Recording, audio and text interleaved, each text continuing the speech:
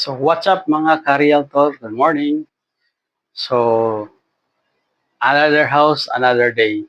So natay isa ka viewer sa ato ang channel sa YouTube. So nag-PM siya sa ato, personal PM siya sa ato message niya. Ato atong gidiscuss about sa how to transfer a land title in the Philippines. So nag-request siya nga pwede ba kuno to ginisayon. Kay ang iyang parents nakapalit og isa ka house and lot diri sa Cagayan de Oro. So, siya daw ang sugon pag-process. So, para daw mabalan niya sa mga processing, sa pag-process. So, first, kay ikaw man ang gisugo sa imong parents. So, matuta sa attorney, magkuha ta dito special power of attorney. Nga ikaw ang sugoon sa imong parents nga magpa-process sa title nga napalit sa imong parents. So after nga nakanotaryo na ka sa special power of attorney, so i-gather na nimo ang imuhang mga requirements. So unsa may mga requirements ani? So first is kato ang deed of sale, dayon certified true copy sa title, certified true copy sa tax declaration, PIN sa seller, PIN sa buyer. So po ang sa wife, kinahanglan ang kato ilang PIN dapat updated na siya. So base no kato ilang PIN is single pa, hindi pa married. So dapat updated to siya, no? Kay para dili ka maaberya pag abot dito sa BIR. So kung mag-transfer ka og title, so kung magbayad ka sa capital gain tax, dapat ang imuhang deed of sale dili pa expire, no? So dapat nga makabayad ka sa capital gain tax nga dili pa nag 1 month. Wala pa siya nag 1 month pa sa nilapse. Kaya nga naman, kung mulapse siya og 1 month agato imuhang deed of sale, so maka-penalty na ka sa BIR. Bisag 1 day lang na siya, penalty na siya dito sa BIR. No? So first, i-gather na to ang mga requirements. So una, adto ta sa ROD. Kung wala pa kay certified true copy, adto ka sa ROD. So kung na kay certified true copy, ang ihang kuha na is 6 months lang. So kung mulapse na po na siya sa 6 months, dili na po na dawaton ni BIR. So dapat updated yun ang imong certified true copy nga imong i-submit sa BIR. So adto ta sa ROD, magkuha ta og certified true copy sa title sa imuhang napalit nga yuta or house and lot. So first adto ka sa ground floor. So mag-fill up ka dito sa form. Fill up nimo sa form, ihatag nimo dito sa counter. So paghatag nimo dito sa counter, so tagaan kanila og competition kung pila imong bayron ato din ka sa second floor. So dito sa cashier. So pagbayad nimo dito sa cashier sa second floor, so balik ka sa ground floor para imong ihatag to ang resibo. So paghatag sa resibo dito sa ground floor, so ang kato ang certified true copy nga duplicate tagaan kanila original. So after na kung mahatag na sa imo ang katong certified true copy, so adto na din ka sa assessors. So kung dire sa Cagayan de Oro ang City Hall, so naa diha sa Divisoria. So adto ka sa second floor. So adto ka sa second floor sa assessor. So magkuha ka og tax declaration sa certified true copy sa tax declaration og tax clearance. So mag-fill up ka og form. After fill up mo form, ihatag din nimo dito sa counter, window 7, window 6. So paghatag nimo dito sa window, so checkan lang nimo dito sa form kung sa imong kaon. So imong kaon is katong certified true copy sa tax declaration o katong tax clearance. So ihatag para ilang makumputan dito sa assessors. So after ana, so magwalap din ka sa approval, kay i-approve pa na, pirmahan pa na sa ilahang boss silang nagpadako dito sa assessors. So after ana nga mapirmahan na, ma-approve na, so ihatag balik na sa imo, tawgon ka. So adto na dayon ka sa counter dito sa cashier para mabayad. So after pagbayad nimo, balik ka dito sa second floor. So tagaan ka nila og schedule. So kung morning ka niadto, hihatag sa ila ang katong imong copy sa afternoon. Pero kung afternoon ka, ugma na siya. So kung busy siya, so tomorrow na gid, bisag morning ka, nya kung busy, daghan na naka-line up nga tagahunon. So dito na ka pagkaugma na kanila ma-entertain. So balikan nimo pagkaugma. So after na makuha na nimo, mag-gather na nimo tanan mga requirements. So katong mga requirements, so tanan mga original copies imo nang isa. So magpa-photocopy dayon ka og tag 2 copies per page atong mga original copy. So kay kinahanglan na dito sa BIR nga photocopy o katong original. So ang imong i-submit dito sa BIR sa examiner, so katong original. So after madto ka dito sa kuan, adto din ka sa BIR, after magkuha ka dito sa priority number.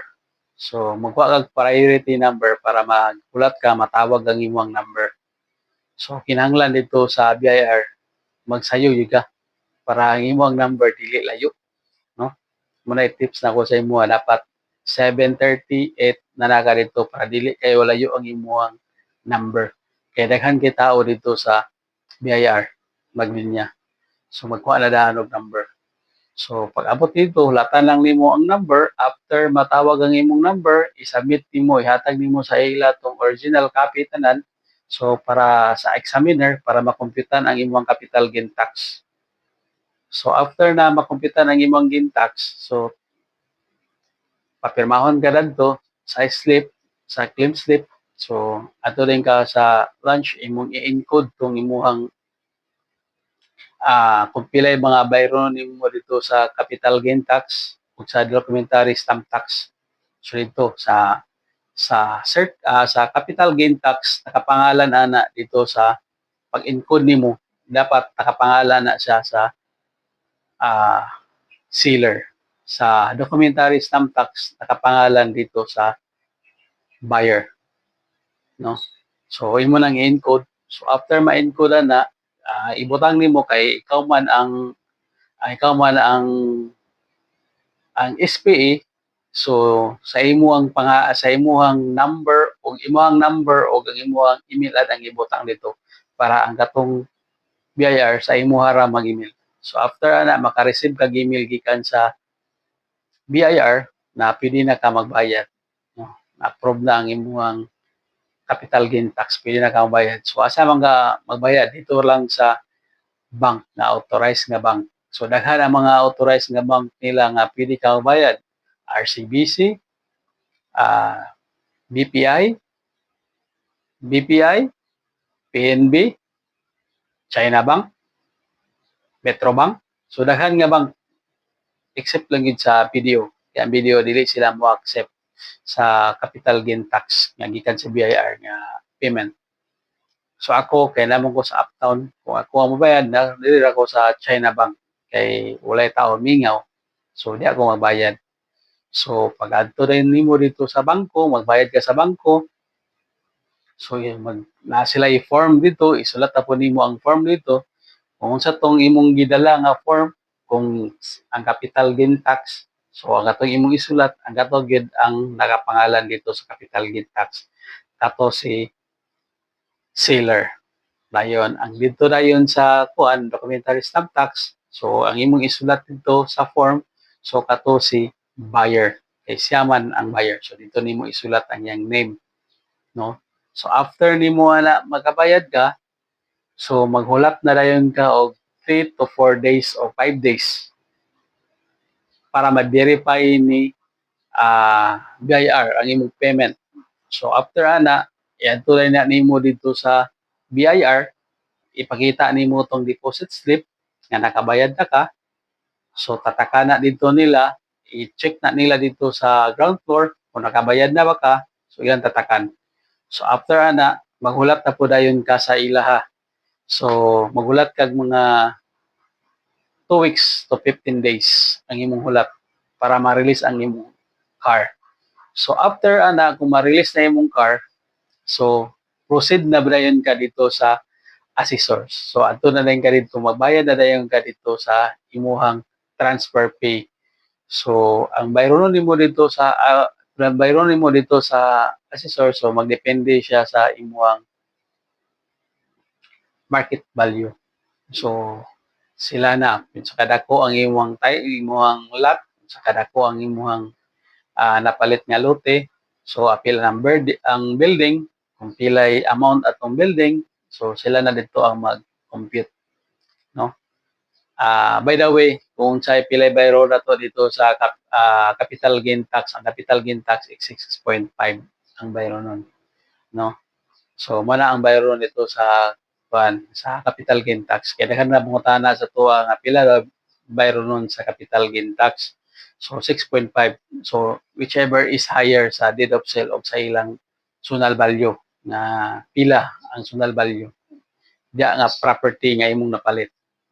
So ato ta sa assessor, magbayad ta dadto after pag-compute dito sa assessor, makitaan to nila ang imong payment dito sa ground floor.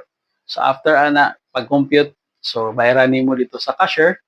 So pag makabayad na ka dito sa cashier, so proceed na dayon ka sa ROD. So unsa may dalon nimo dito sa ROD? So nana to ang title nga original title. Dili siya photocopy. Original title lang imong dalon o katong mga gikan sa BIR o gikan sa City Hall nga mga form nga kato imong ipambayad. So imo tong dalon dito. So pag abot dito, i-submit nimo dito sa ROD.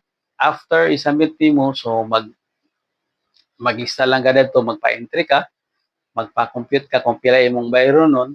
So after that, sulatan nimo. So pag human og computation, pili na ka bayad din sa kilid, na may cashier sa kilid sa second floor. So asa ka magbayad sa second floor, asa ka mo adto sa ROD para magpa-entry sa imuhang competition sa second floor gyapon sa ROD. So after ana makabayad na ka, so kulat na po dayon kahana dito sa ROD. So 15 days to 30 days ang imong hulatan dito sa ROD nga ma-release ang imong final nga title nga nakapangalan na gid dito sa buyer. So na-transfer na gid siya. So ma-release ang title, so 15 to 30 days ma-release ang title nga imong ipa-title. So after nga ma-release na ang title diya sa ROD, so ang last nimong buhaton is moadto ka balik sa assessor. Kay katong imuhang tax declaration, imo po na siyang i-change into sa imong pangalan. So sa may ang mga mga requirements. So ang requirements, pa-photocopy nimo to imuhang title nga nakapangalan na sa imuha. Katong mga papel nga na-release gikan dito sa ROD. Kay ilang itong ikuan. So apil to ang deed of sale. So imo na siyang ipa-photocopy ang title. So imong i-submit dito sa second floor, dito sa City Hall, dito sa assessor. So imong i-submit dito para ma-change na po ang name sa tax declaration. Kay take note, mao ni ang last nga imong buhaton nga mao po'y malimtan sa uban nga nagpa-transfer. Kay nakoy client sa unang pagtanaw na mo nga ang ihang tax declaration dito pa sa old na owner. So wala dai nila to napa-change dito ang tax declaration sa iyang name. So dapat imo ginapon na siyang i-change. Kay dili na mo walay mo change ana dito kun dili ikaw. So ikaw man ang nakapalit sa property, so ikaw po ang mapa-change dito sa imuhang tax declaration. So para ma-transfer sa imuhang name. So ang imuhang kuana, so nasa mga 5 days to 7 days ang imong hulat para ma-change na sa imong name. So after na ma-change sa imong name, so i-gather nimo tong tanan original, i-keep nimo to, kay mo na to ang imuhang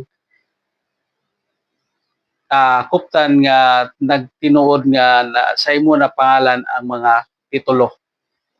Change na ang sa name sa titulo, na change sa pod ang name sa tax declaration. So, namoy mga suggestion, namoy mga comments. So, message lang dyan sa ubos para atong mabasa. Kung sa mga suggestion ninyo, message lang. So, don't forget to like, share, and subscribe. So, this is Albert Cuyos, the licensed real estate salesperson. So, good morning and thank you. God bless.